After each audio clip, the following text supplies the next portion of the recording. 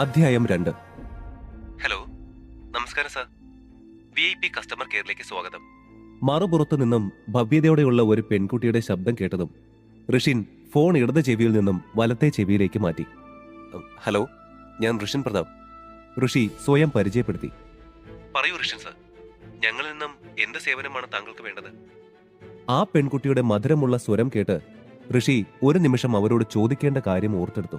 വേഗം ഋഷിൻ തന്റെ പേഴ്സ് എടുത്ത് അതിൽ നിന്നും ഒരു കറുത്ത കാർഡ് പുറത്തെടുത്തു. അതിലേക്ക് ഒരു നിമിഷം നോക്കി നിന്നു. അവൻ ആ കാർഡ് അവസാനമായി കൈകൊണ്ട് തൊട്ടിട്ട് 2 വർഷത്തിലേറെയായി. തന്റെ ഭാര്യ ശ്രീലക്ഷ്മിക്ക് പോലും ഈ കാർഡിനെ കുറിച്ച് അറിയില്ലെന്ന് ഋഷിൻ ഓർത്തു. സർ, ഋഷിന്റെ ഭാഗത്തു നിന്നും മറുപടിയൊന്നും കേൾക്കാതെ വന്നതും ആ ശബ്ദം വീണ്ടും ഋഷിയുടെ കാതിലെത്തി. അത്